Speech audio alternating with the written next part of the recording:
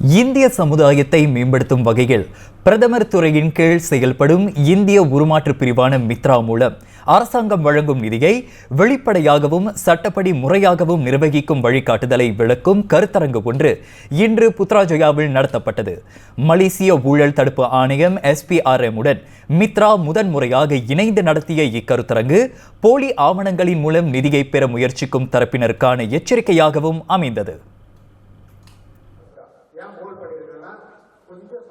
மித்ரா நிதியை பெறும் அரசு சார்பற்ற அமைப்புகளுக்கு ஊழல் எதிர்ப்பு விழிப்புணர்வை ஏற்படுத்துவதோடு பொறுப்புணர்வை வளர்க்கும் நடைமுறைகள் குறித்தும் இக்கருத்தரங்கில் விவரிக்கப்பட்டதாக அதன் தலைமை இயக்குனர் பிரபாகரன் கணபதி தெரிவித்தார்.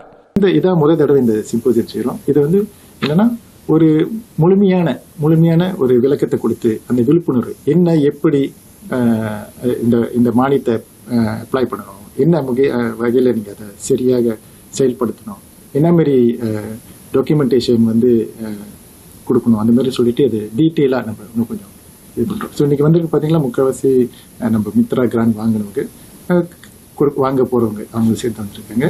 ஸோ இதான் விழிப்புணர்வு. அது மட்டுமின்றி மித்ராவில் கடந்த பல ஆண்டுகளாக நிலவி வரும் உள் விவகார சர்ச்சைக்கான வெளிப்படைத்தன்மை மற்றும் அதற்கு முன்னெடுக்கப்பட்ட தீர்வு குறித்தும் பிரபாகரனிடம் வினவப்பட்டது.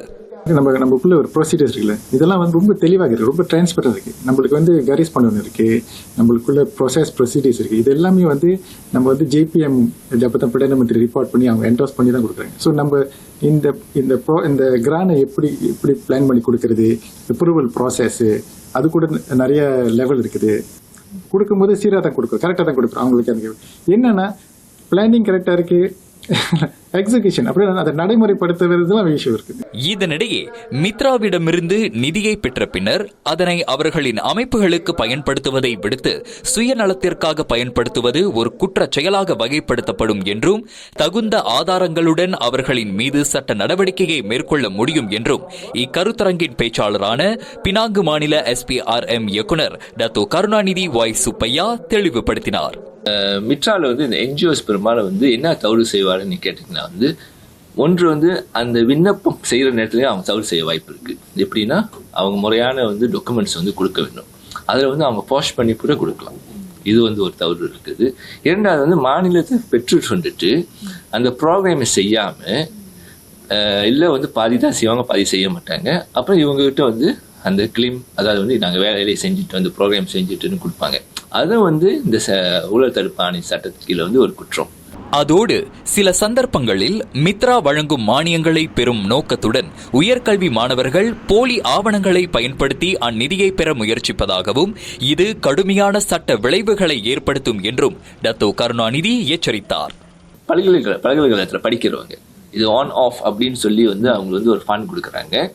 இதுல கூட சில மாணவர்கள், நம்ம இந்தியன் மாணவர்கள் அந்த டாக்குமெண்ட் ஃபாஷ் பண்ணி, அதாவது தவறான்னு சொல்றாங்களே, அதை ஃபாஷ் பண்ணி மிட்ராட் கிளைம் பண்ண பாக்குறாங்க. அது சப்மிட் பண்ணாலும் அது பெரிய குற்றங்க. இது கண்டிப்பா இந்த மாணவர்களுக்கு நம்ம சொல்ல வேண்டும். ஏனென்றால் அது கண்டுபிடித்து அவங்க நீதிமன்றத்தை எடுத்து சென்றால் is is a criminal offense. Once you be criminal offense, you be charged, உங்க லைஃப் போச்சு. உங்க சூரத் தவறு எடுத்துட்டு போயிட்டு நாங்க அந்த பல்கலைக்கழகத்தை இது நீங்க வெளியாக்குனீங்களா இல்லையான்னு கேட்டா அவங்க இல்லைன்னு சொன்னா முடிஞ்சிருச்சுங்க. இது போன்ற செயல்கள் அவர்களின் கல்வி, வேலை வாய்ப்பு மற்றும் எதிர்கால வாழ்க்கையையே பாதிக்கும் அளவிற்கு ஆபத்தானது எனவும் அவர் அறிவுறுத்தினார்.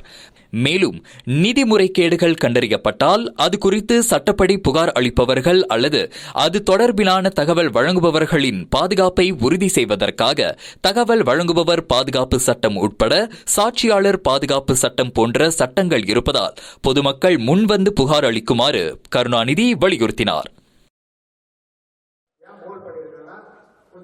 மற்றொரு நிலவரத்தில் மித்ராவின் மூலம் நிதியை பெற்று தங்கள் வணிகத்தை மேம்படுத்தி வரும் சிலர் இக்கருத்தரங்கின் மூலம் தாங்கள் அடைந்த நன்மைகள் குறித்து பகிர்ந்து கொண்டனர். இந்த செமினால எனக்கு என்ன கிடைச்சிச்சுன்னா, நம்ம அந்த கெட்ட வழிக்கு போல அந்த லஞ்சம் இப்போ தெரியுது, எப்படி ரிப்போர்ட் பண்ணோன்னு SPRMக்கு, அண்ட் தென் மித்ராவோட ஃபண்டை எப்படி நம்ம மக்களுக்கு செலவு பண்ணுறதுன்னு தெரிஞ்சு வந்தது. நம்ம என்ன சொல்லுவாங்க, நம்ம வந்து கரெக்டாக இருக்கணும். அவங்க கொடுக்கறது நம்ம வந்து இதெல்லாம் வந்து செய்யக்கூடாது, இதெல்லாம் வந்து தவறு.